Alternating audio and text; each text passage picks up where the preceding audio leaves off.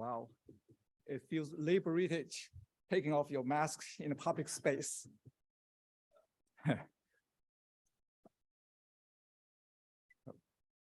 So thank you, Dean Chow. Thank you, Tony. Thank you for wonderful remarks and generous introduction.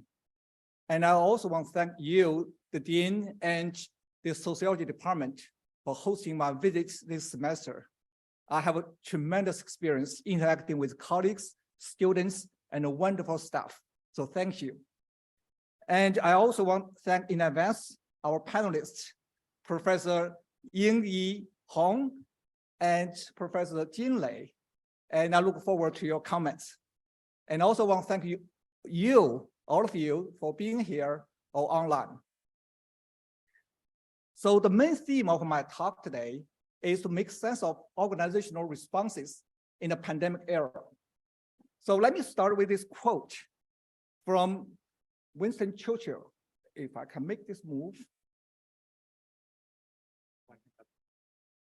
Yeah, but it does not move.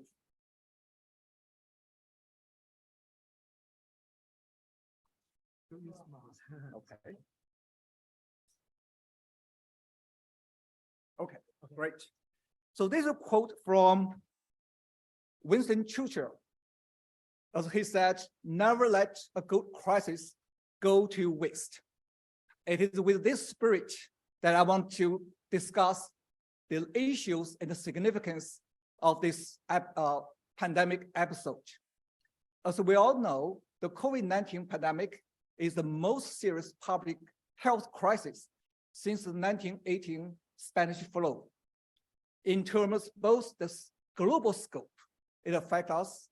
In terms of the timelines, there are 3 years already, still ongoing. And also in terms of the impact on each and every one of us, our loved ones, our family, and multiple generations all over the world. It also has tremendous significance in that in these complex societies involving complex technologies, we are all becoming extremely vulnerable to these kind of disasters. Small missteps somewhere may lead to huge consequences, as we are now experiencing. And the pandemic experience also provided really interesting natural experiments, as many countries and societies responding to similar crises, but in different strategies, different policies. So really a lot of lessons to be learned in this episode.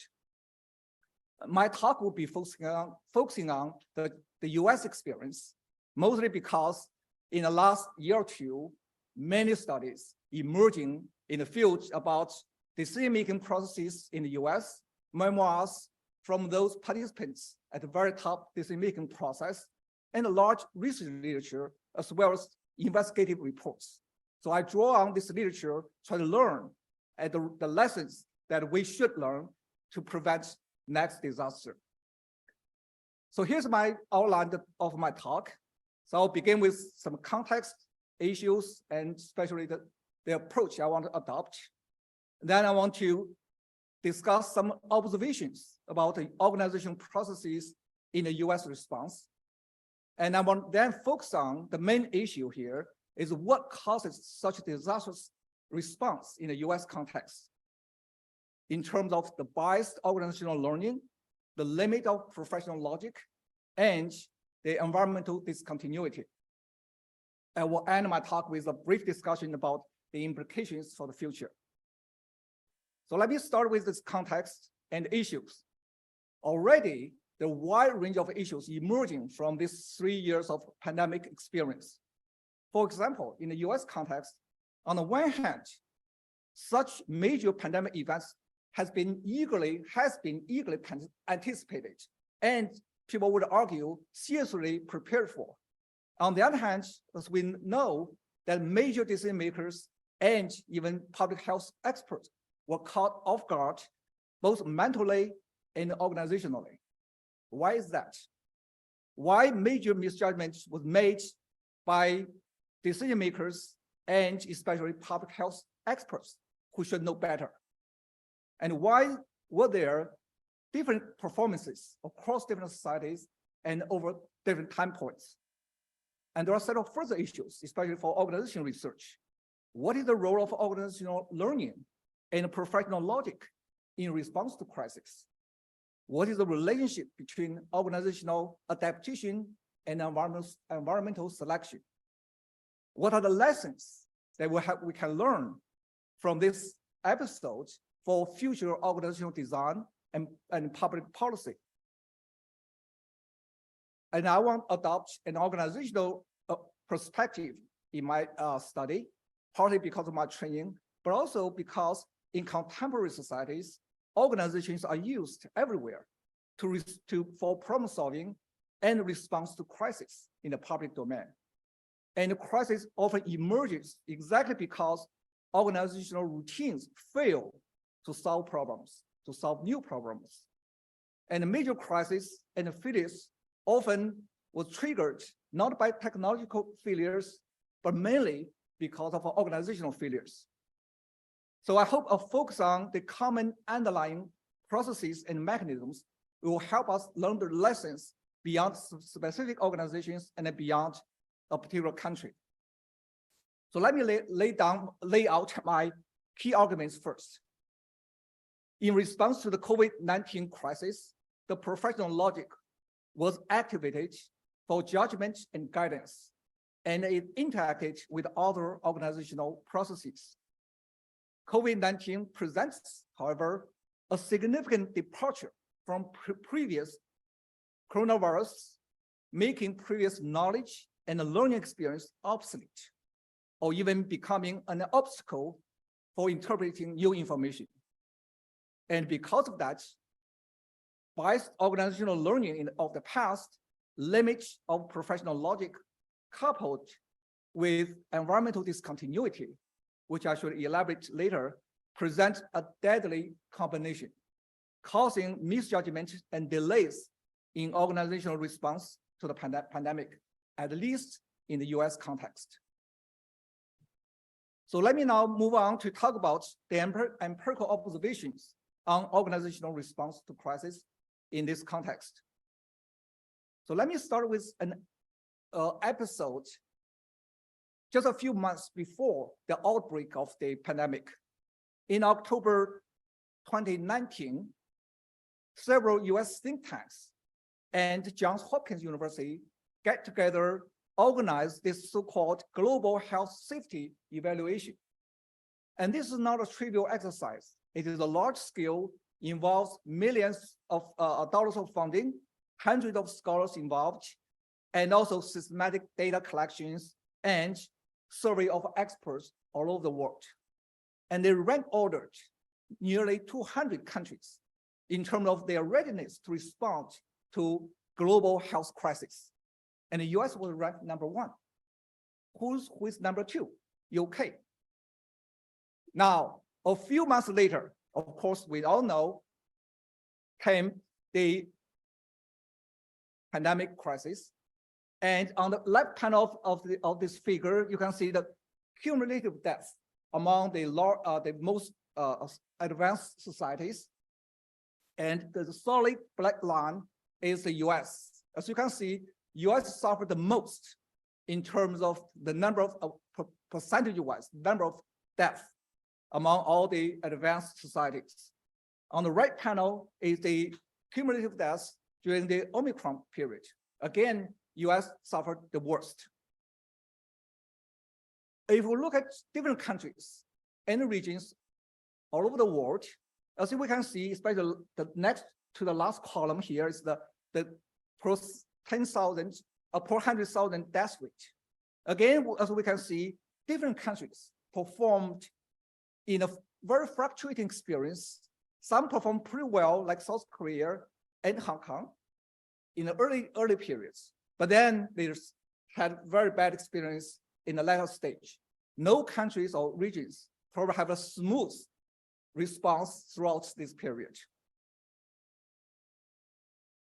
Let us zoom in to observe how the US responded in the earlier period of time. I want to focus on the initial period that is between January to March of 2020, the first few months. The reason why I want to focus on this early period is first because there are rich materials emerging about that period that help us understand what was going on and what went wrong. The second reason is that the initial mishandling led to huge consequences. So even today, there's a huge debate in the US about decisions made at that time. And during this period of time, there were several major events. The White House task force involved decision-making processes on travel ban, on testing, and on shelter-in-place policies, which was issued in mid-March. And also, during this period of time, there's one major event, is the CDC test kit failure. Okay, so I want to discuss these issues. If we look at the timeline of these major events during the first month of January of 2020, what we have here, what we see here is,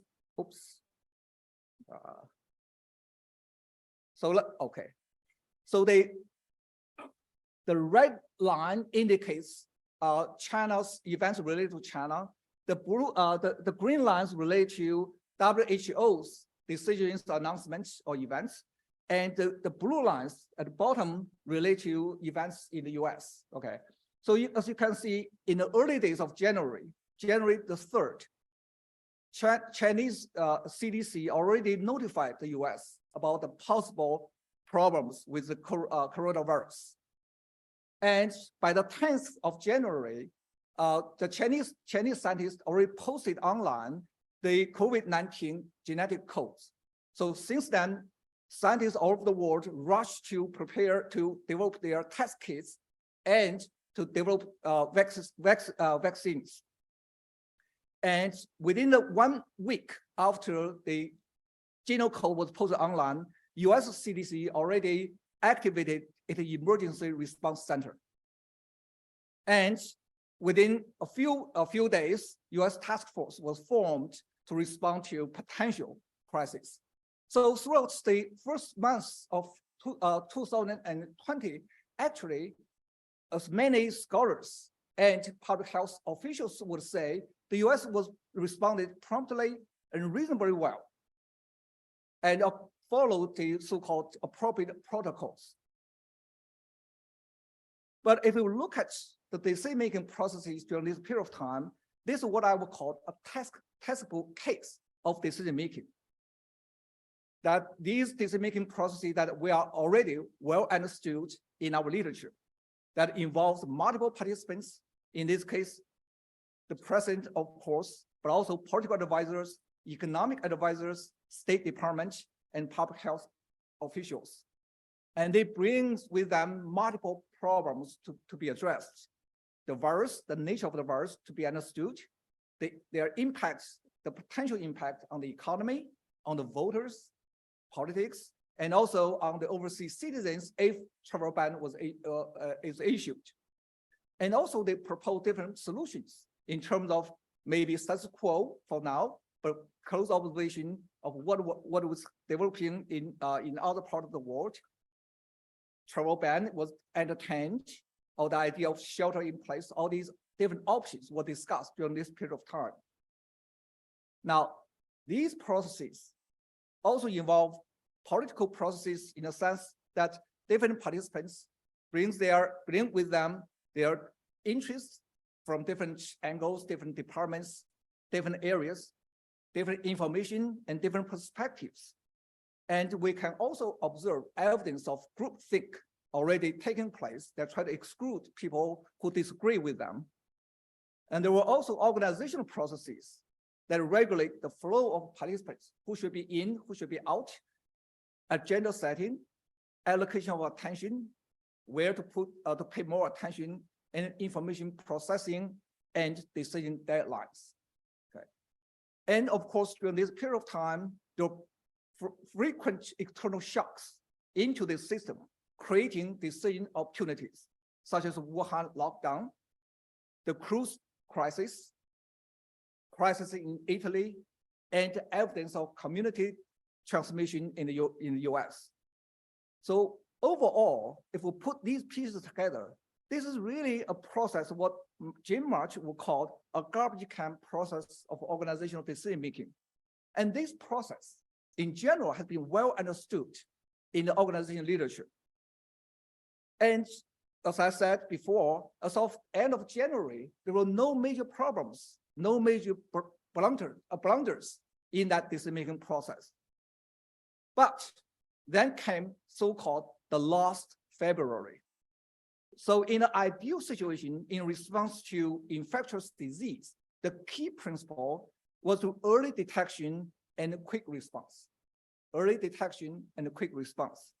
But if we look at the timeline of major events between February and March, and we see in the entire February, the US government literally did nothing because the test kit had major failure. They could not detect any evidence of spread of viruses in the US.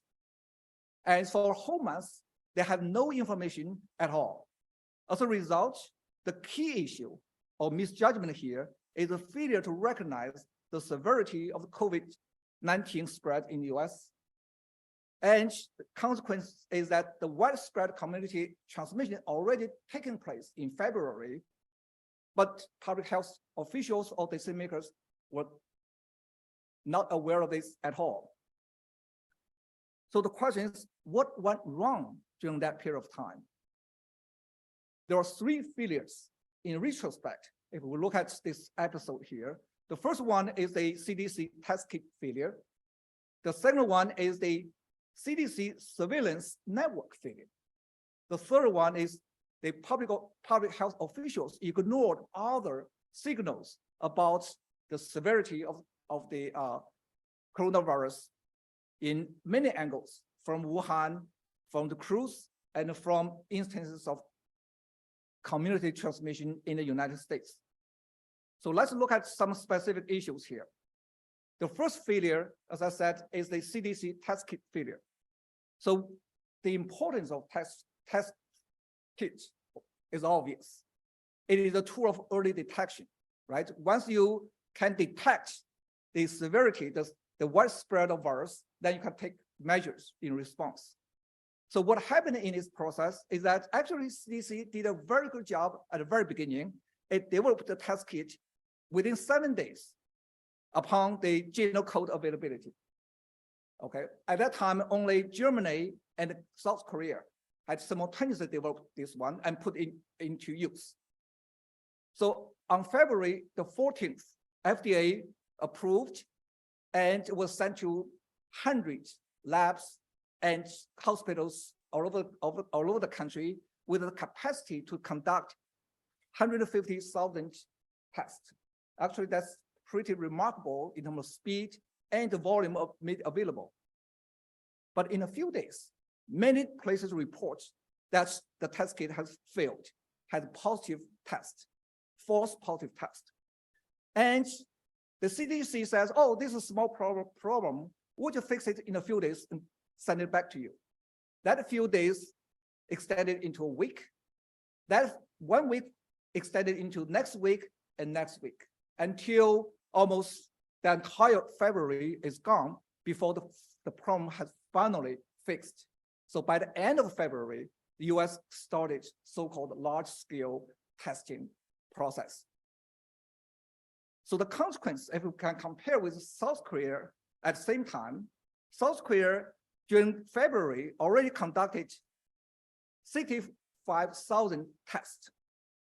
So they were already recognized the kind of issues, the extent of spread, and took measures in response. Whereas during that period of time, US tested only 500. So information was totally missing about the extent of spread that led to misjudgments, that led to missed opportunities of early containment. But that's not the only defense, the test kit. Actually, there's a second line of defense, so-called the CDC surveillance system. So the surveillance system is collecting information from hospitals or clinics about any unusual activities through symptoms, for example, or increase in ICU usage. And that will send a signal that there's serious problems, infectious disease, and then the CDC can take response actions. But that failed also. The reason it is failed, actually, it was activated. It was activated within a few days of the by the mid-January. That surveillance system was already activated. But the problem is that the surveillance system at that time was not designed to detect COVID-19 virus because it focused on flu-like symptoms. As we know, many patients actually was asymptomatic, so they remain undetected. The second issue is that they only collect information for people who are in ICU, or hospitalization. So until you have a severe problems, you will not being detected in that surveillance system. And the third issue is that only 40% of the hospitals participated in this surveillance system. So they really did not have an overall systematic collection of information. And again, the problem is that large-scale virus spread went undetected. So by end of February, when the large-scale test resumed, community transmission already spread in 38 states, while people have no awareness of it at all. The third failure is the public officials, especially public health officials, ignored many early signals about the nature of the COVID-19 virus. So the major channel of spread, as we know now, is airborne. It is based on asymptomatic transmission, which accounted about 40 to 60% of the transmission. This is what Deborah Birx, a public health official, called silent invasion, because people are not aware of this. It had no symptoms to show. But there are many early signals about the nature of COVID-19. There are observations and actual medical reports from Wuhan experience. And the Diamond Princess cruise, when they have these positive cases occurred with 3,000 members on board, there was also evidence of airborne and asymptomatic spread. And of course, later on, when there's a large-scale outbreak in Italy, the evidence has been pretty sufficient, but that's not enough for those public health experts in the CDC. They were resisted recognizing the possibility of asymptomatic transmission because what they call the lack of sufficient evidence. It is only in early April the 3rd, when WHO and CDC finally acknowledged the possibility of asymptomatic cases. And then they advise people to wear masks. That's only in early April. In comparison, if we will look at what happens around the world, especially responses from East Asian countries and regions, we have a very different picture, right? There's quick response and drastic measures taking place in Korea, Japan, Singapore, Hong Kong, Taiwan, etc. For example, I mentioned before, in February, South Korea already conducted 65,000 tests, where the US conducted only 500. And this figure here shows, shows that in South Korea, in early February, they were already, because of the extensive tests, they were already discovered a large number of positive cases. And they took corresponding measures directly, right away, and that eased they controlled, contained the spread for the rest of the years. So that's, in many ways, that's a success story of the early response and containment. In the US, in contrast, because they were totally not aware of any significant spread, even this in late February, in New Orleans, people are participating in this, Mardi Gras festival. As you can see, crowded individuals on the street, where the virus was spreading among them. Right after this festival, there's a huge explosion of this pandemic in this area. And because of the lack of tests, New York City did not find their test positive cases until almost end of February. So only by the end of February, New York City found its first positive case. But experts now estimate by that time, New York City had at least over 10,000 positive cases. But again, people are not aware of this and no measures were taken. So as a result,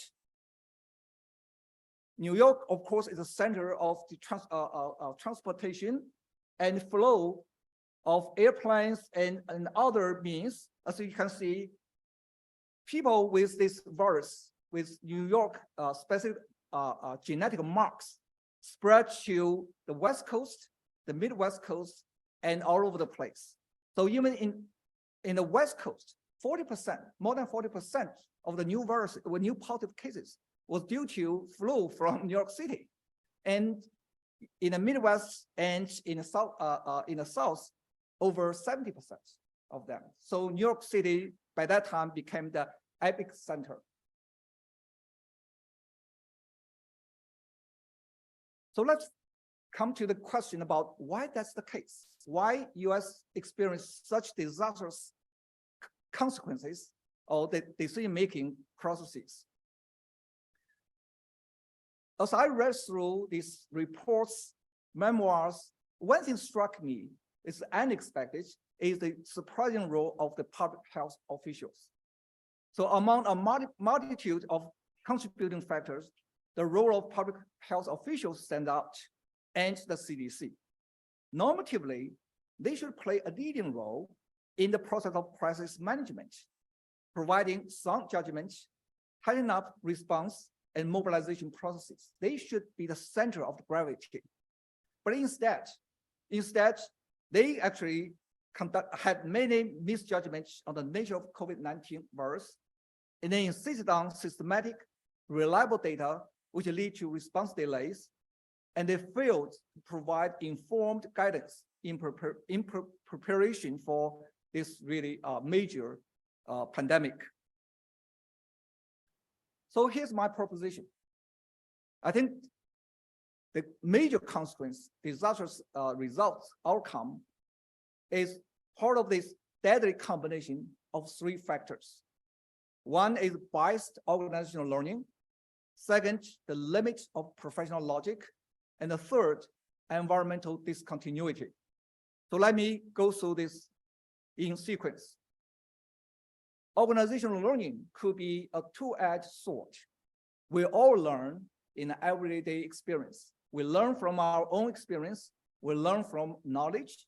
And these learning experience then was infused into organizational structures and design. But there's also problems associated with organizational learning. As Jim March discussed extensively in his writings, the learning may be local, biased, and short-sighted. And past experience, especially successful past experience, may lead to a confidence trap that prevents individuals or organizations from recognizing new information. And this is exactly what happens in this episode. Another strand of literature discusses learning and judgment under uncertainty. And that's since the late 1970s, the behavioral psychology, and now more lately, the behavior economics has demonstrated multiple psychological processes that affect individual decision-making and learning, especially under uncertainty.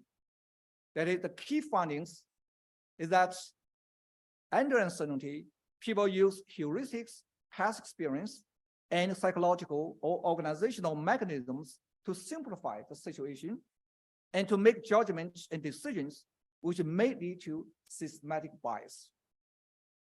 And there are many psychological mechanisms were discovered here.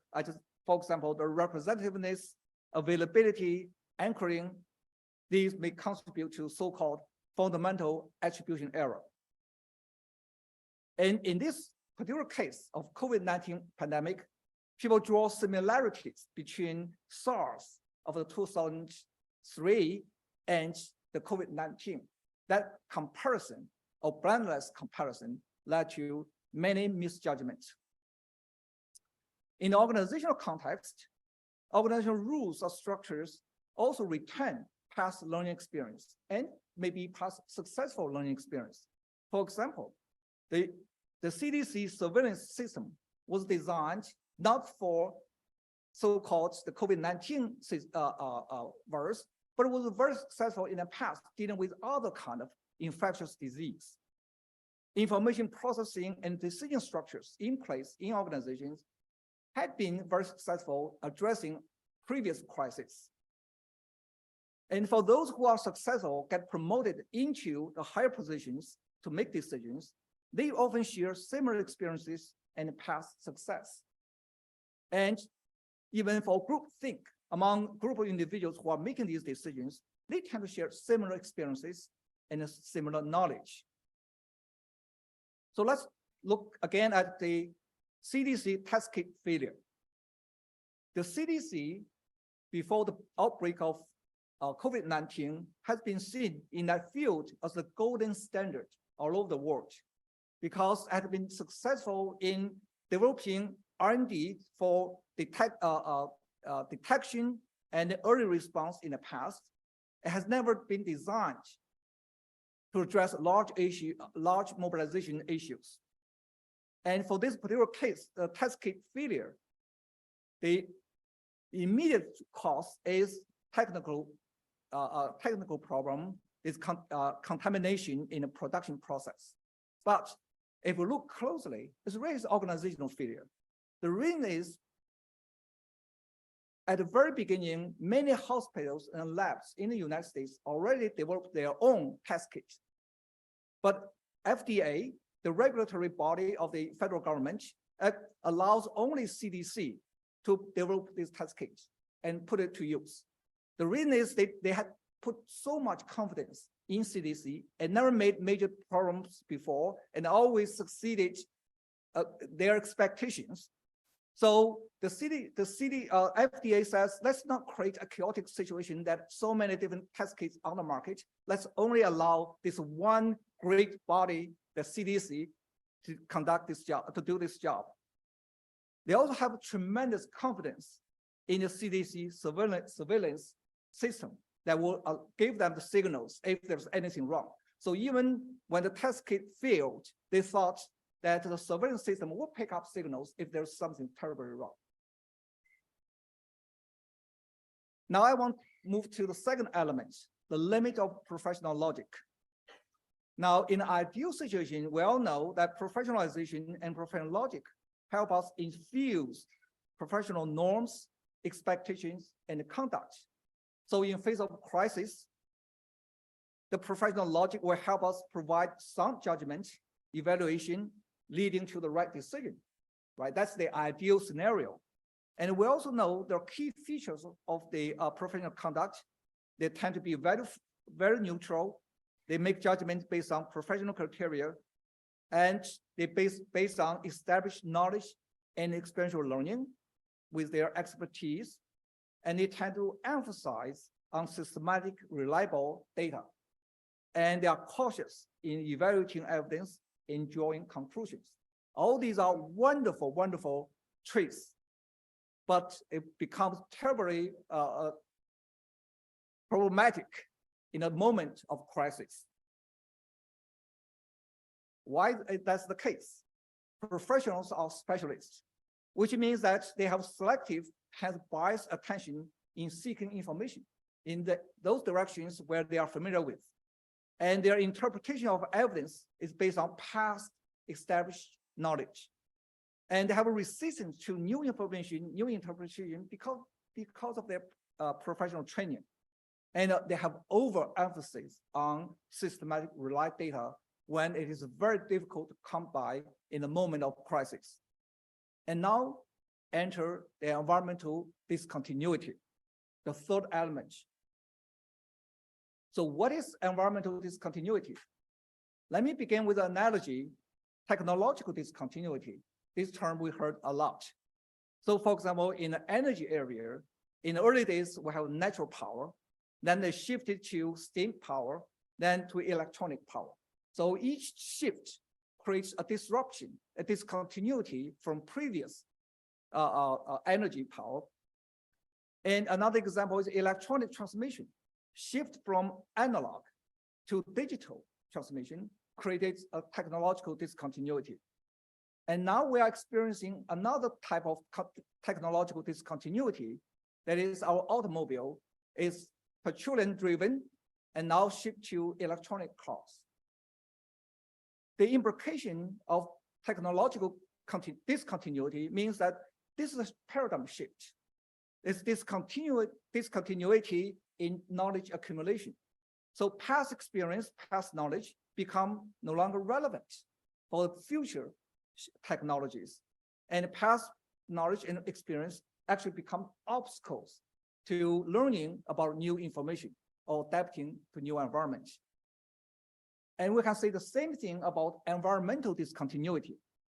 That is, to organizations, environment change may be continuous from the past or discontinuous, but with very different implications. Continuous change in the environment means that previous knowledge, experience, and learning can be used to adapt to new environment because it is continuous. But in environmental discontinuity, previous knowledge, experience, and learning cannot help adapt to new environment, and they actually become obstacles to interpreting information and exploration in new directions, leading to organizational failures. And I would argue that COVID-19 presents an environmental discontinuity. So if we compare COVID-19 to SARS, and even other infectious diseases of the past decade or two, MERS, Ebola, HIVs, it's better to compare with SARS because it's closest in the same class of viruses, coronaviruses. It has either three aspects. They are qualitatively different. First, in terms of speed of transmission, COVID-19, even in the early phase, not the later, the Omicron phase, the early phase is already 2 to 6 times faster than SARS. In terms of severity of attack, COVID-19 attacks blood vessel, cause blood clog, and actually triggered immune system overreaction. So a lot of actual deaths is not because of the virus itself. It's the immune system overreaction that led to other consequences. But the most important aspects is the channel of transmission. I remember in the very beginning of this pandemic, experts were discussing many different possibilities in terms of physical surface touch, right? That's why we need to wash our hands all the time. And we talk about many other possibilities, droplets. And that's why we thought we can wear a mask to prevent that kind of transmission. But it turns out airborne with, we have to wear the very high quality N95 to prevent that kind of virus transmission. And that leads to much faster transmission speed, that one can transmit to many others. But the most important one is the asymptomatic carriers. So unlike SARS, when even people was infected with the virus, they will not become infectious to others until they show symptoms. But once you show symptom, then we can identify the patients, we can isolate, take all these appropriate measures. But COVID-19 has this feature of asymptomatic carriers. That is, people can carry this virus or moving around without awareness of this, and until it's too late. So these are the features, what I would call represent an environmental discontinuity. But the public health officials draw on their knowledge and experience in those episodes of SARS, Ebola, HIVs in their speculation and decision-making about the impact of COVID-19. And as a result, they miss the signals, they ignored or misinterpret information. So here's some evidence of this.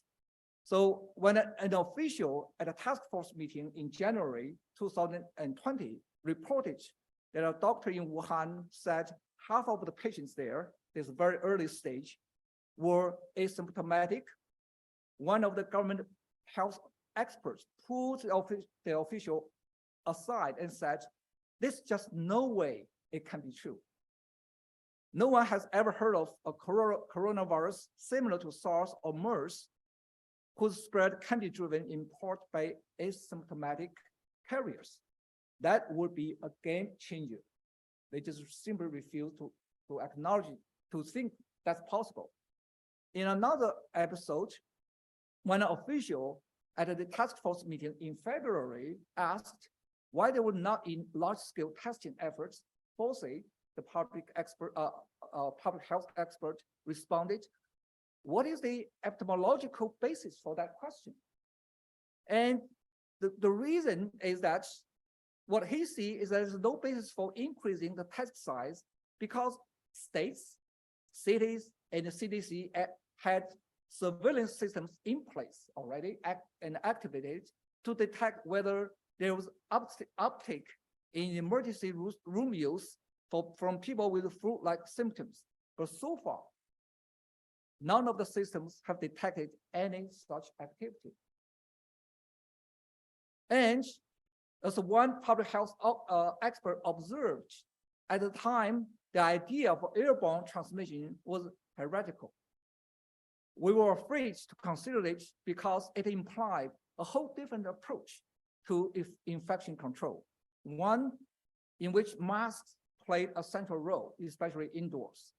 This conclusion, that is thinking this more like SARS, wasn't based on data about the new virus.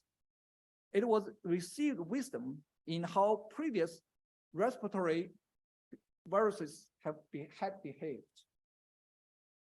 So if we, in retrospect, think about these three elements, the biased organizational learning results from confidence trap of past success, and attention and interpretation bias combined with or result from the second element, that's professionalization, lead to the infusion of norms, knowledge, and the mental disposition that lead to biased attention allocation. The established knowledge shapes the direction of attention and mental models based on which we make judgments, and the insistence on systematic, reliable data that delays decision-making. And then coupled with environmental discontinuity I just described, really formed a deadly combination with disastrous consequences.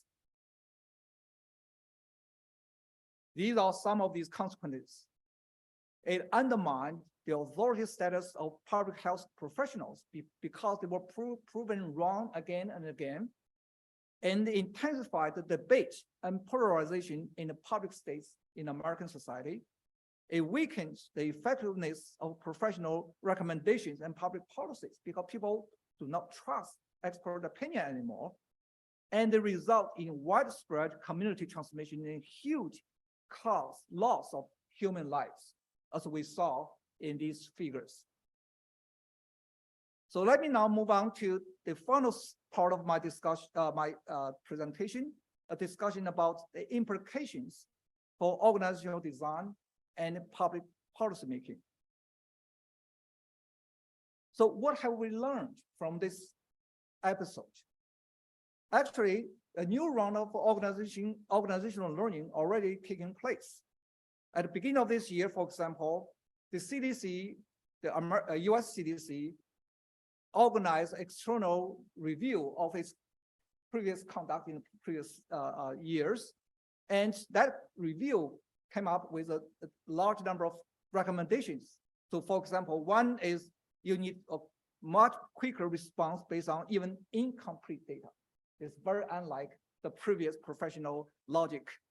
And they also asked CDC to assume an active role in mobilization and coordination, which CDC never played such a role in the past.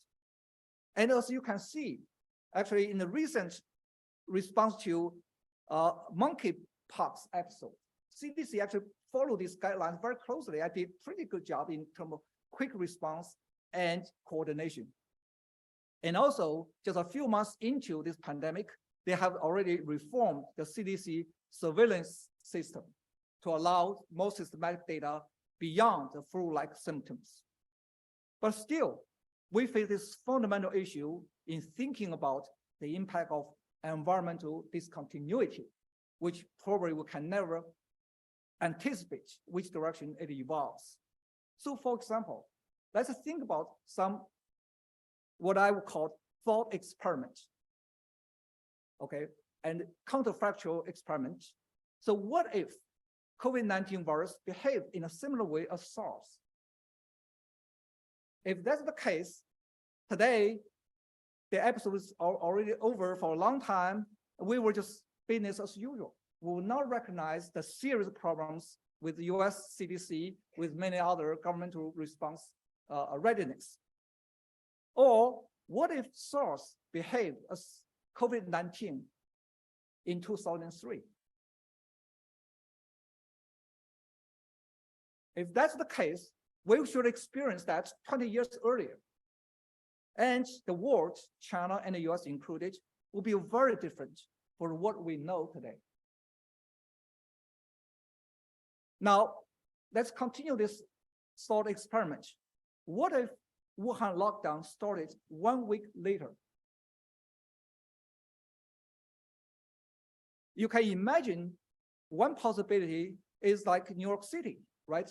So many people travel around from Wuhan, the Chinese New Year period of time, to other places, and then led to crisis after crisis all over the country. And if that's the case, certainly there will be much larger disaster in China, right?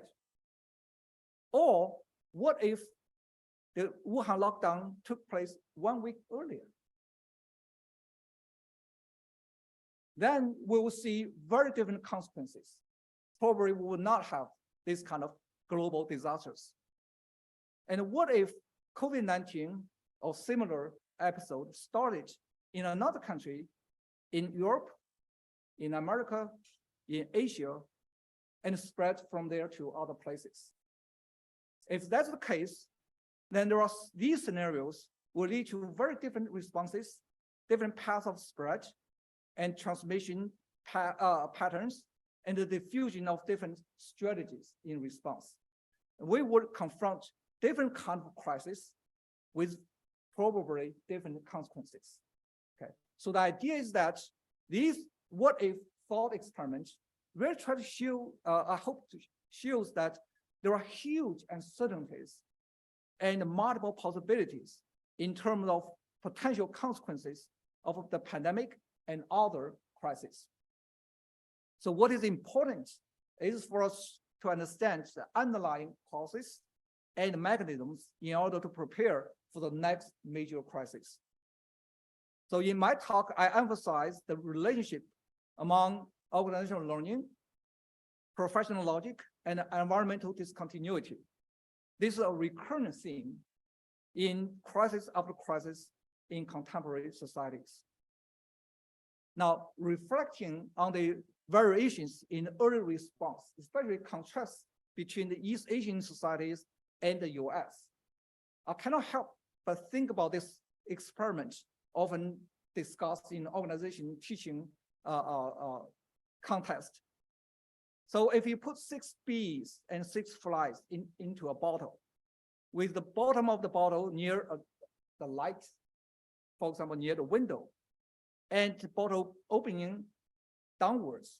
So what will happen to these 6 bees, bees and 6 flies? So what we found is that in about 20 seconds, all the flies will try and fly around, and by trial and error, they found the opening and they got out.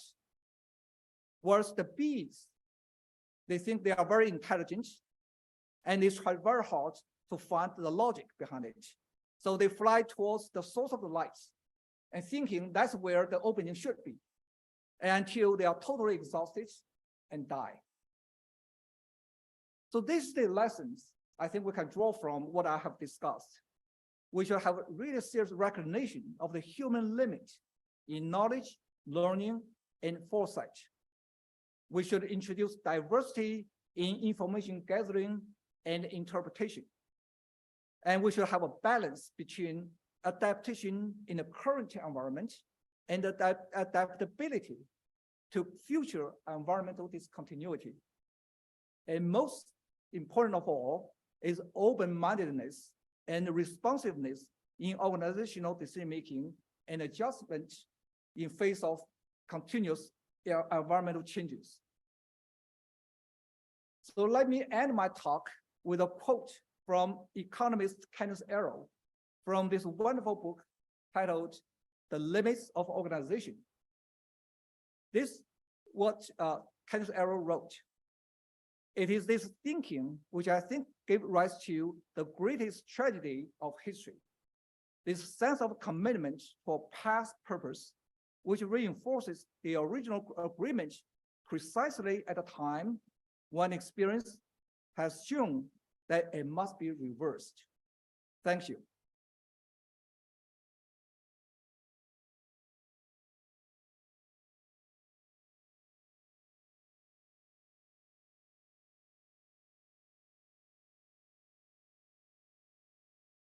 Oh, I have to use the mic. Thank you, Professor ZHOU, for this wonderfully inspiring talk. As I promised earlier, if the late James Marsh were with us, he will be mightily happy. I think he would be. Next, we are going to have a discussion panel consisting of two colleagues. One is Professor Kang Yingyi from our Department of Management. The other is one of our own sociologists, my colleague Jing Lei. Because Jing Lei couldn't be here physically with us, she will come on later on through online video. But for the time being, I will just introduce our discussion, Professor Kang. Professor Kang is currently the Chapman Lee Professor of Management. She's also the Associate Director of our co-organizing unit, Hong Kong Institute of Asia and Pacific Studies. She's also currently the Associate Dean for Research at the Faculty of Business. I'm very happy that she agreed to serve as the first discussion. She has actually done quite a few research and published research using her psychologist expertise to study the pandemic. And you know she has a well-prepared slides and discussion in response to Professor ZHOU's talk. May I invite Professor Kang to either use the podium or use the mic, whichever.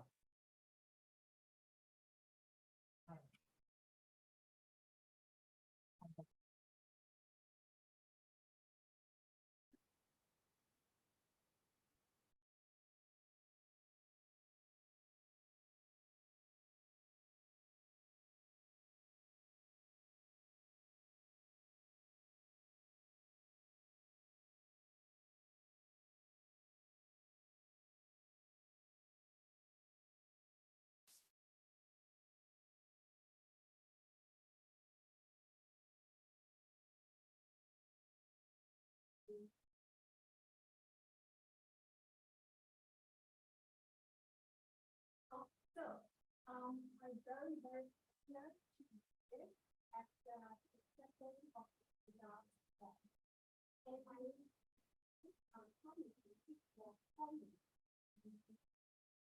So I learned so much from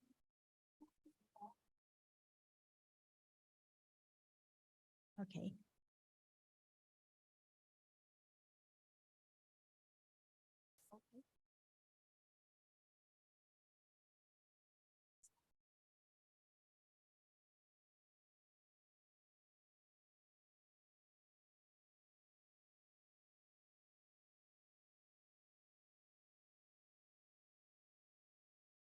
start with recapping Professor Zhang's analysis. There are three major concepts. So biased organization learning, which is reliance on past knowledge, and especially past successes, lead to a confidence trap. And then this is deadly when it's in the face of environmental discontinuity. And also, this is exacerbated by the limits of the professional logic of the CDC and the public health experts. So Professor ZHOU has already beautifully articulated and substantiated these key concepts. So what I want to do in my discussion is to introduce some other related factors affecting organization learning.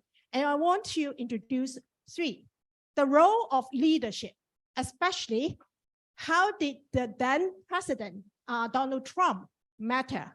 And what did he do about COVID-19, especially at the early stage from January to March 2020? And also I want to highlight the socio-political context inside and outside the United States at that time. For example, the rift between Republicans and Democrats, and also the US-China animosity. And I will end with a contrasting case. So you saw this figure before, and I just want to give you a context. Donald Trump left office on January 20th, 2021. So actually a good part, the early part of the pandemic was when then President Donald Trump was in office. So what did he do?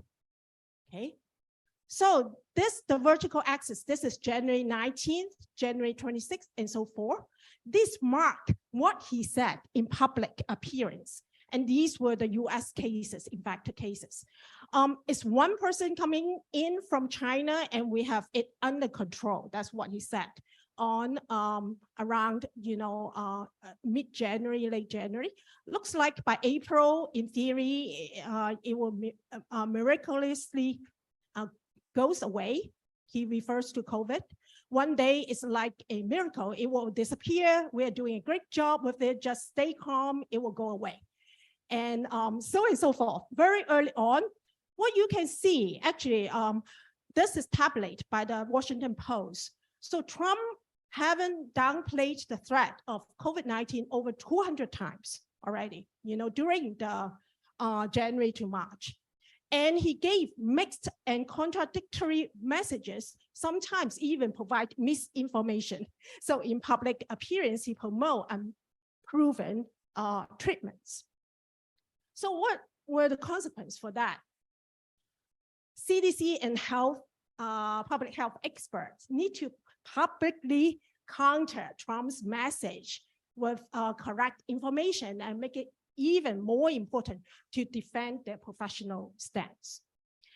And also, trust in Trump was linked to a lower engagement in disease preventive behaviors among citizens.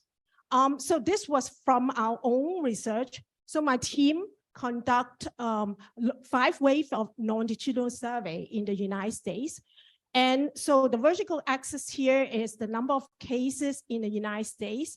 And so you can see the number of cases in the United States surge, in late March till, May and later in the year. So these mark the windows during which we survey our participants. And it was a longitudinal survey. And what we find is, like what I said before, is we find a very strong longitudinal link with trust in Trump and less disease preventive behavior. Now, the second thing, socio-political context, the rift between Republicans and Democrats. So there were a lot of surveys conducted during that period. So what they consistently find is that Democrats are far more likely than Republicans to view COVID-19 as major threat to health of Americans. So the percentage of people who say that the coronavirus outbreak is a major threat to, for example, economy, health, and whatnot. And what you consistently find is that the Republicans, indicated by red here, is much lower on average than Democrats, which indicate by blue here. And consistently, very consistent result. For example, early on, there were longitudinal smartphone geo-tracking data, and you find that US counties that vote for Trump, Republican, over Clinton and Democrats were less likely to engage in social distancing, even you control for other factors. And research examining party affiliation also show similar results. So Republicans have lower likelihood to follow CDC recommendation, and also a poll conducted in April to one when there are vaccine programs already, find that 2/3 of Democrats voters had already been vaccinated, but only 1/3 of Republicans voted has done so. So again, these add to, the chaos and also the disaster. Now, US-China animosity also play a very important role. Donald Trump have consistently called the COVID-19 the China virus, and there was soaring number of anti-Asian hate crime after the onset of the pandemic. And these crises, plus the outgroup hostility, brings conspiracy beliefs. And indeed, there were many, many different types of conspiracy beliefs. And actually, we also have data on this. So we categorize them into risk acceptance conspiracy beliefs. So for example, COVID-19 is a man-made bioweapon. Another type is risk rejection conspiracy beliefs. COVID-19 is like influenza and was purposefully exaggerated. So it's nothing. Just very much like what Donald Trump said early on. And endorsement of these conspiracy beliefs were differentially related to disease preventive behavior. And so again, this from my own lab data. So we have cross-sectional, these are cross-sectional data collected in the United States. And it's from early time, February in 2020. So till time 6 is March 2020. Now, vertical axis is disease preventive behaviors. The higher, the more disease preventive behavior. And the horizontal axis is believed in risk acceptance type of COVID-19. So indeed, risk acceptance type is associated with higher disease preventive behavior early on. Yeah, and then the disease preventive behavior arise, in March. But interestingly, this is risk rejection type. Risk rejection type actually predict a lower disease preventive behavior. So this is very much like what Trump said. It's nothing, it's not a threat. It's just like common cold and is related to less disease preventive behavior. Now I want to present the final point of my discussion, a contrasting case, China. So in China, if you contrast this, the role of leadership is a firm, consistent communication in war against COVID-19. And indeed, in our paper early on is a comparative data. We find that trust in government was positively linked to disease preventive behavior in China early on. And the socio-political context, inside and outside the US, no, I mean, inside and outside, not the US, typo, China here. No political divide, libertarian ideology was not normative, strong control of social media, and so there was less spread of conspiracy beliefs. So indeed, this vertical axis is the COVID death in China, is the vertical. And early on is, high number, but then it's under control after March, April of 2020. And President Xi held success in war against COVID on September 8th, 2020. Okay. Now, zero COVID policy was implemented around, early this year, January 2022. And then there were lockdown, from February and to August 2022. So what we can see here is an early on success. You know, if you compare this with the United States, you see a day and night difference. But my question is, would the early success create biased organization learning for China as well? Okay. And how should China adapt to the environmental changes? And we are collecting data too. So some of our recent data find that lockdown experiences is linked to lowering of confidence in political system. And so when you have more and more people experiencing lockdown, it will erode a lot of confidence in it. So how would, you know, China respond to this? And Professor ZHOU is renowned for his research on Chinese organization and governance. So I am most curious that how you address this question, and I look forward to your enlightenment. Thank you so much. Thank you.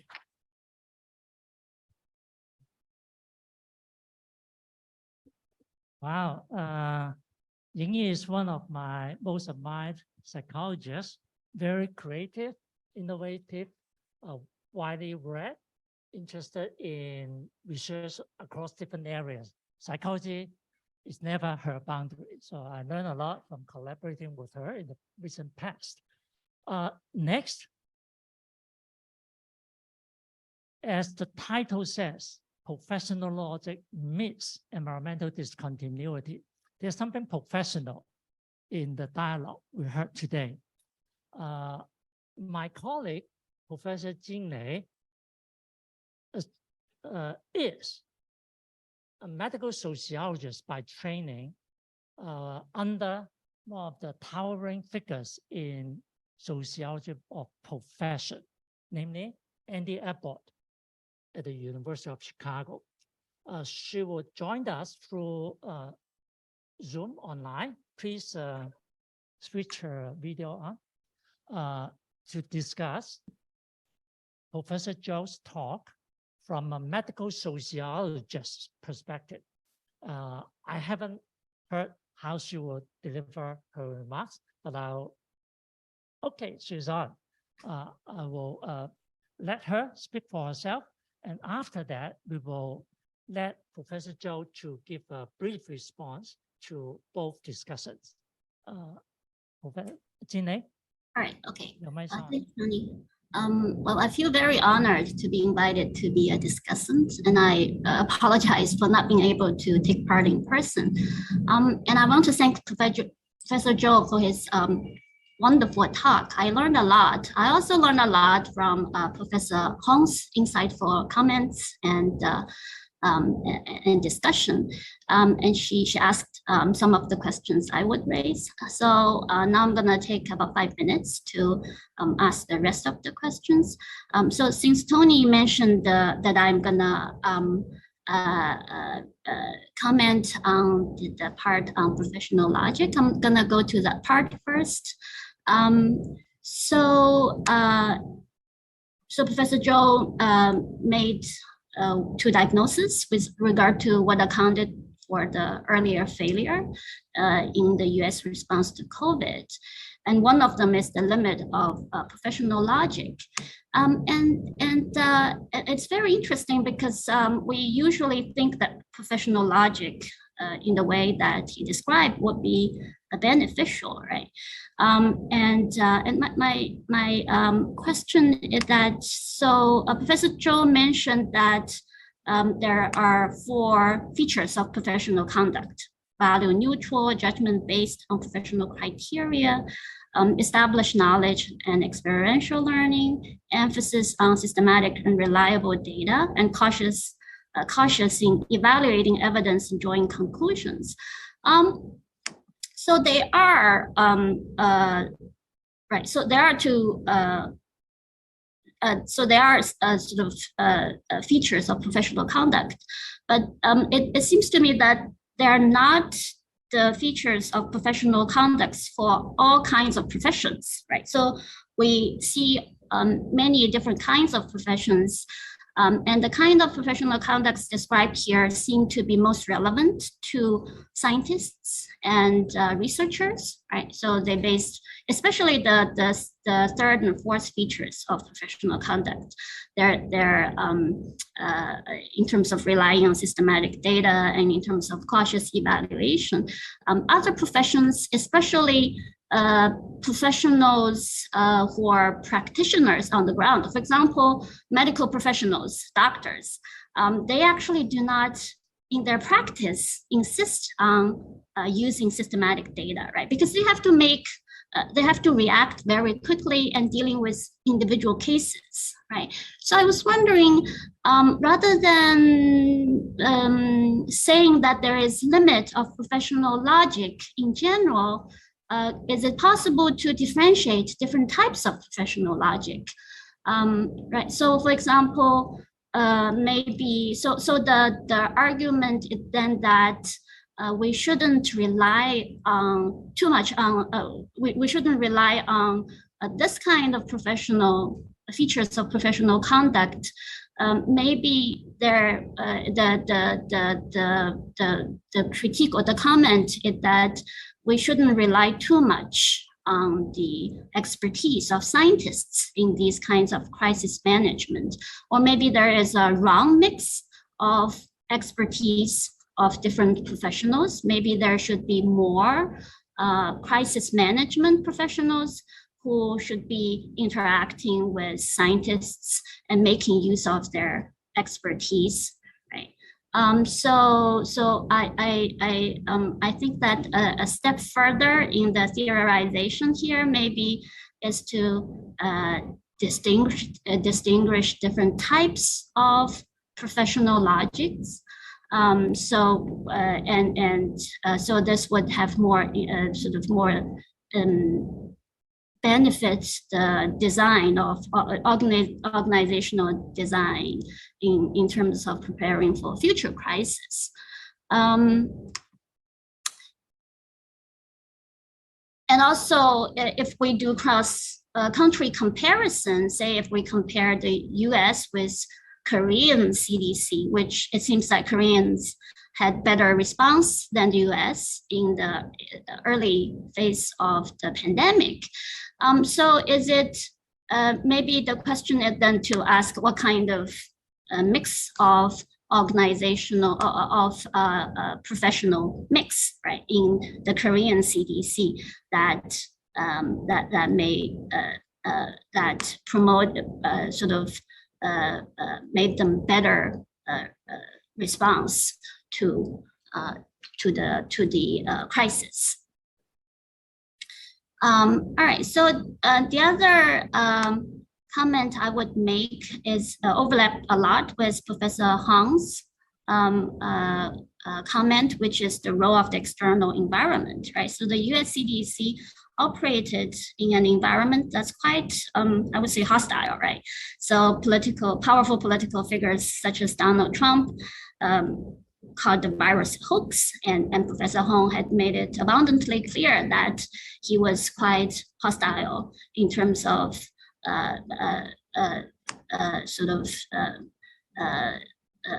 wanting to have sort of widespread early response to the virus.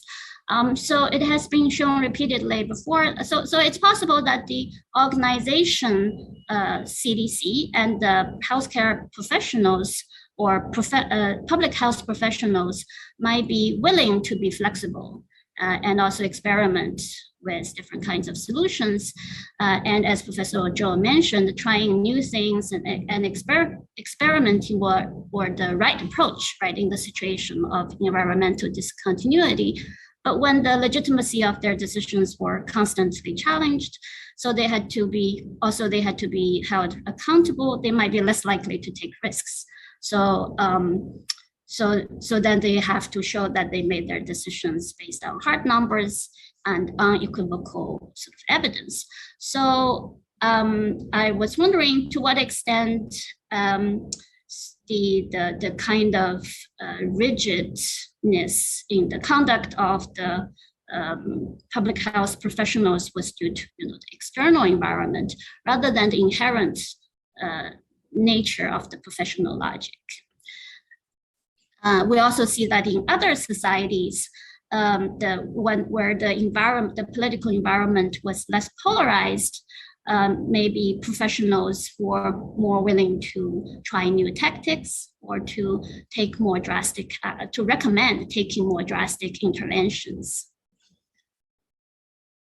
Okay, so these are my comments related to professional logic. I also have a few comments about biased organizational learning, which was the other diagnosis that Professor ZHOU made. So I was wondering, I want to clarify the concept of biased organizational learning. So it seems to me that, Professor ZHOU also mentioned that we all learn, individuals learn, we also have machine learning, and then there's organizational learning. And all of learning is quite similar, or we all learn based on past experience, since that's the only experience that's accessible to us. And all learning is also local. So I was wondering, in what sense is this such learning biased, or it's just limitation of normal learning when there is, when faced with radically different situations. Right? And my other question is that, so is organizational learning particularly prone to bias compared with other types of learnings? Because what's learned then gets codified in organizational protocols and structures, and as a result, it becomes more rigid and restrictive.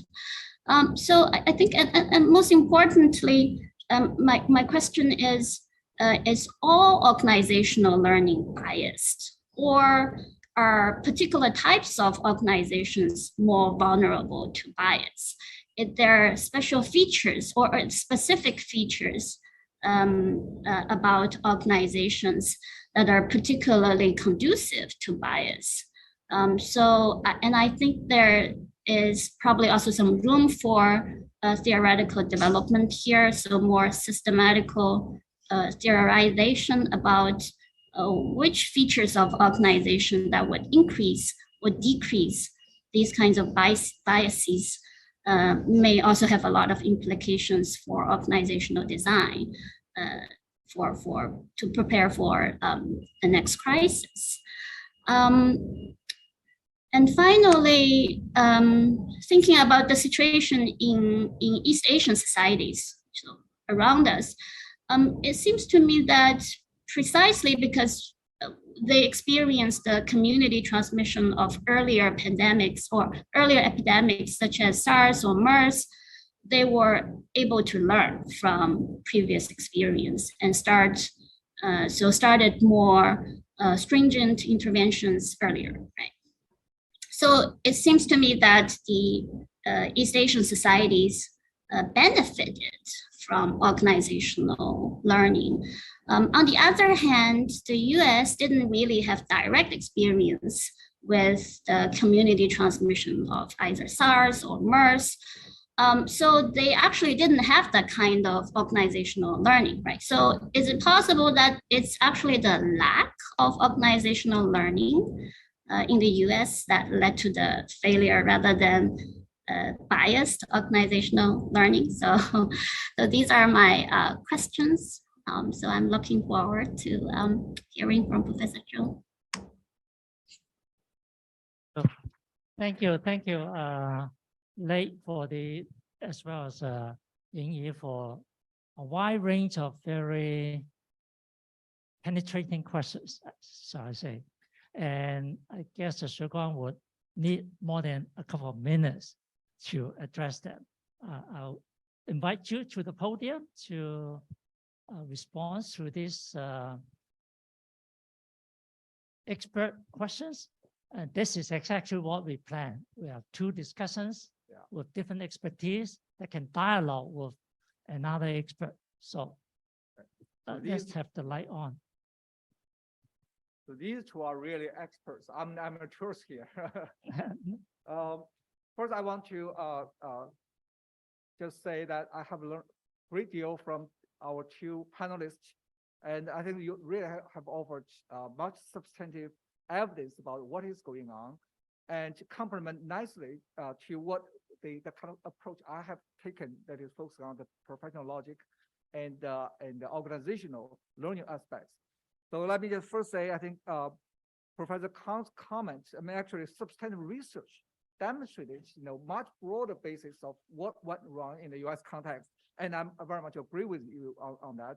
My discussion focused on some aspects that is shocked to me, because when I first started, personally observing throughout that whole process, I was thinking about Trump behaved so bad. And I think my hero was all these professionals who, always said the right things and doing the right thing. Until when I start reading the literature, the memoirs about what went wrong, what went on in that decision processes, I realized, and they acknowledge also, they made serious mistakes, but also all the observers and also the records of what's being said, what is being discussed. And then that struck me as something, the professional logic, the problem with professional logic and this environmental discontinuity to me, it becomes an issue. I have to convince myself what went wrong. So I look into this more systematically, and then that's the focus of my talk. But I think Professor Kang's study actually touched on a much larger issue, probably more important one than the one I discussed. That is the landscape, political landscape in the US, the leadership issues by Trump played very, very important role, generating a lot of negative consequences in that, and constrained in many ways how professionals can behave in that context. So I very much agree with that. I want to add one footnote, though. This also, in a way, a surprise to me. When I read into the literature about the major decisions, about travel ban, about the shelter in place, all these major issues, it turned out Trump actually was responsive to all these experts' advice. So he has his own public rhetoric, which is very resisting all these professionals' opinions, judgments.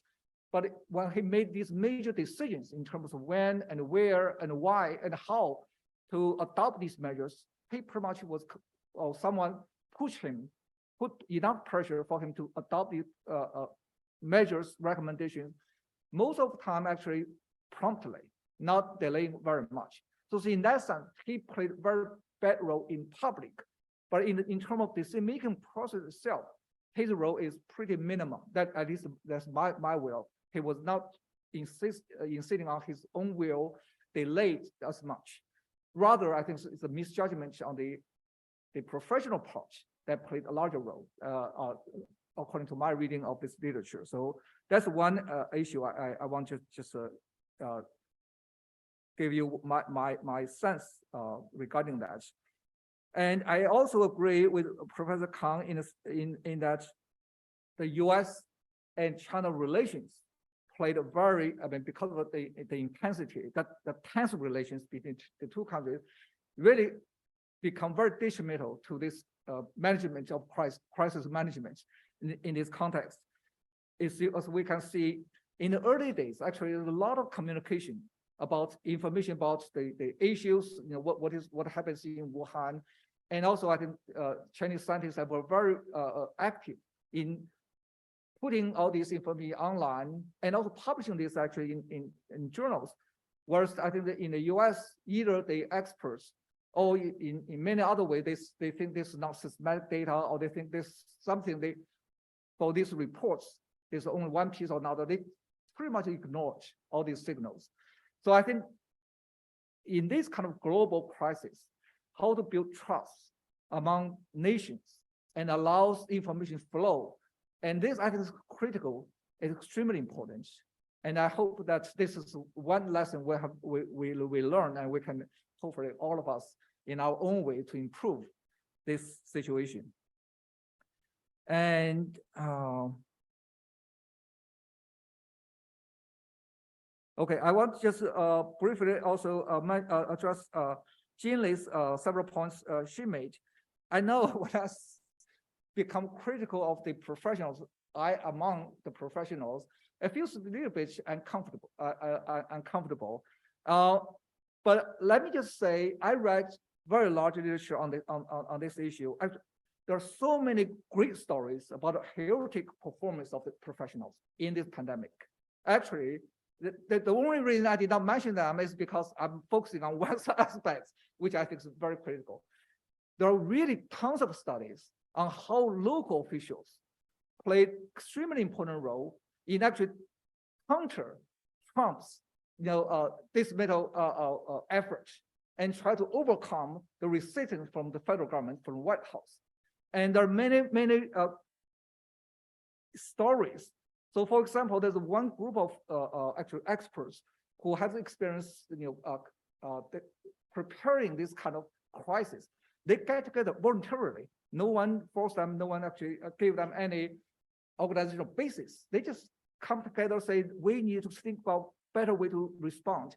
Unlike the Trump administration, eventually that network meets every week and through this Zoom meetings. And that message was transmitted to so many different states, state government officials, even White House officials actually came to this meeting, try to understand how experts advise them to do. And they want to actually push, say, oh, Trump administration wouldn't resist doing anything. But let's try to push, say, California to do something and set up a good example. Then other states would follow suit. So there are a lot of really great efforts by expert professionals in this context. My talk focuses on mostly the decision makers at the top level, Forsyth and several others. But even among them, some of them actually made the right call. They made the right call, made the right judgment, but they did not prevail in that decision-making process. And partly, I think the learning process that Jin talked about, when I said organizational learning, the bias in learning, sometimes the lack of learning, that is, for example, they have no experience from previous SARS experience, like the other East Asian societies, also played a role. So I very much agree with that. But because they don't have that experience of their own, they draw lessons far away and they speculate. And that, to me, that's also a way of producing biased learning. So in that context, I think the performance of the top-ranked public health officials leaves a lot of things to be desired. So that's my view on that point. And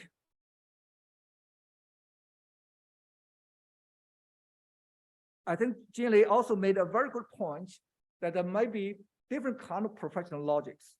That is, the one I articulated here is more general, that I was thinking, that is, when you try to make decisions, not specific, case-by-case decisions, rather policy-related themes, we typically think about how professionals should behave or have behaved, right? So in that sense, we think they are much more above politics. They are above individual personal experience. They follow scientific procedure exactly the way we should expect them to do. But sometimes science is specialized in certain ways and based on past experience. So whatever lessons they draw from past experience become an obstacle for them to understand new information or even look in the right direction for new information. It's that kind of learning, and also based on some kind of professional established knowledge that becomes very stubborn and resistant.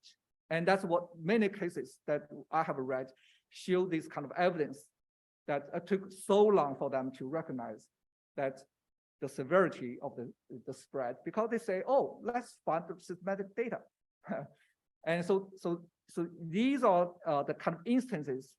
I hope there's really interesting lessons we should learn, that how professionals, and this is another point Jin Lee made, that maybe we need some kind of mixed different kind of life experiences among the top CDC personnel, right? That's one issue I draw in my last slide, when I say we should have more diversity in individual participation in information processing and information interpretation.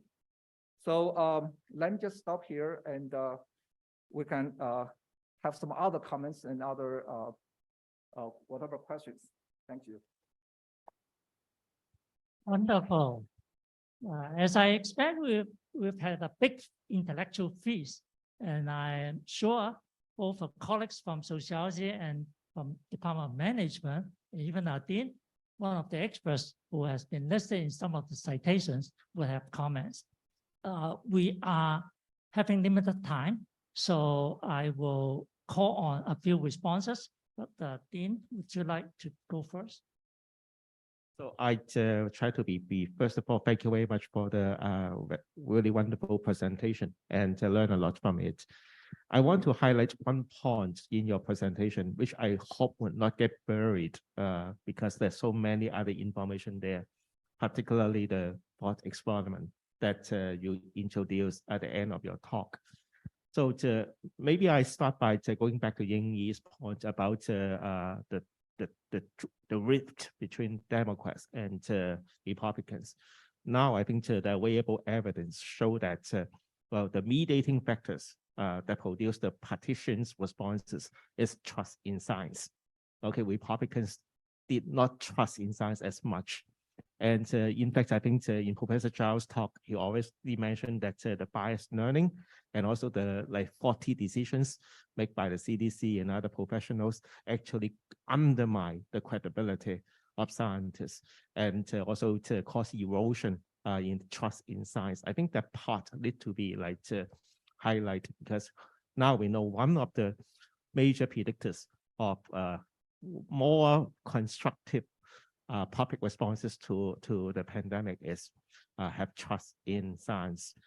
Now that said, I really like the idea that while you introduced towards the end of your presentation, that is the counterfactual thought experiments that we can carry, because that is really the way to really just shaken up or loosen up the rigidity in our professional logic so that we can start to see possibilities instead of feast on some preconceived notion. I think that is actually a very powerful thinking tool for us to overcome the biases that we have experienced.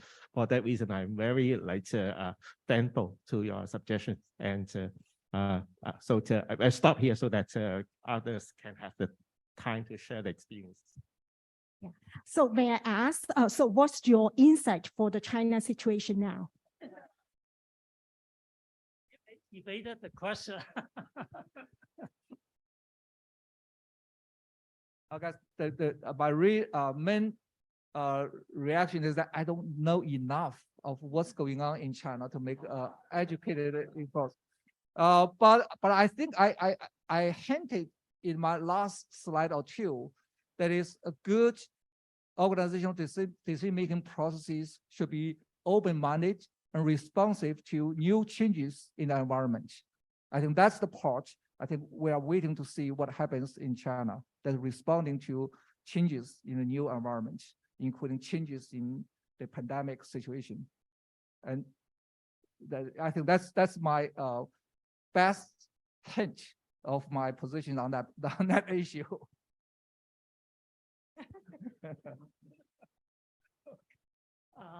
We have two sociology colleagues. Yeah. Okay. Professor Zhou, thank you so much for your talk. I'm Suzanne Choi from the Department of Sociology. So at the beginning of your presentation, it separated two processes. One is the political process, another one is the organizational or the professional process.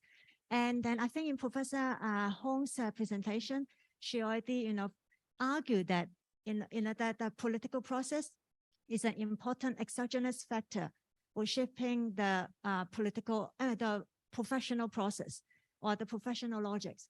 But my question is a little bit even further. Would it be possible that the political process is also endogenous to the professional logic and the professional process? And for example, of course, we know that professionalism, by definition, is about scientific objectivity, about technical expertise.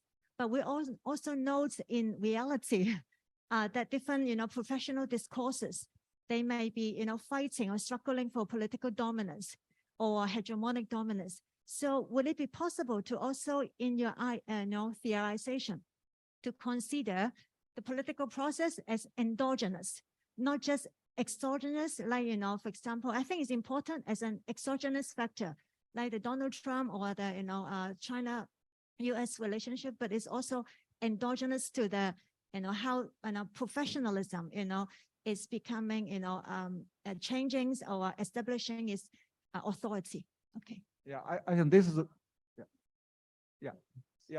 I think this is a great comments, and I fully agree. I would even go further and argue that, first of all, as you suggested, politicians, or actually those who participated in the decision-making processes representing, say, economic advisors or political advisors, they are all professionals. So they are actually having their own logic of how to how to assess information, how to draw conclusions. So there's huge debates in that process, what evidence is more reliable, what is systematic, and so on and so forth. So in that sense, they are also professional. They are behaving like, governed by this limit of the professional logic. So that's one side. The other side, I think, it also relates to you just talked about. Professionals all have their own interests. That is not necessarily their self-interest, but interest in terms of their own professional territories and their own respect, status, and so on and so forth. So all these played out in that decision-making processes. Who should make the right call? Who should have authority to make that decision? And all these have been, very much demonstrated throughout, all these insights among them. So really, when we think about professional logic, I think we should really consider a much broader arena. For example, politics, individual, or group interests in a much larger context. So this is where I feel sorry that in the 1960s, 70s, there's a lot of studies in sociology on the sociology of professions and occupation professions. But since then, not much attention is given to this area. I hope that we can revive the sociology of professions and occupations so that we'll have much better understanding about professionalization and professional conducts. Okay, thanks. Stay here. Okay. Okay. Let's see the final question, because we have to clear this from at noon. We still have organizers to take photos, so that is the final question. Okay, thank you very much, Professor Zhou, for the very interesting talk, and also thanks to discussants for their sharing of their comments. In addition to what they already discussed, I wanted to raise a point like when the organization make a decision, okay, they would think about the past tendency, like dependency, and another factor dimension is the immediate social context. So immediate social and culture and the political institution context. So my point is in the United States, in addition, your point is mainly focused on the CDC as a professional organization. But how about other organizations? So because the CDC must cooperate with other organizations like the education department and other hospital, the health department and many other organizations. So how this kind of the professional action should kind of CDC's professional thinking or logic interact with other organization to deal with a crisis. Thank you. Yeah, I think this is a great comment. And indeed, at least from my reading, there are a lot of interactions among, for example, FDA and HHS, the Health and Human Services Department, and also CDC, but also local CDCs and local public health departments, I mean, at the county level and at the state levels. There are a lot of interactions among these professional organizations. And to be honest, I think we still need a lot of systematic data to really conduct a good study on how among these professionals, how they played out in terms of making judgment and influencing each other's decision-making process. In the US federal system, is very much a federal kind of decentralized decision-making processes. So they really need some kind of special mechanism to coordinate their behaviors. And there's something I think is a brand new topic for research from organizational point of view, from political science point of view, and from sociological point of view. Thank you.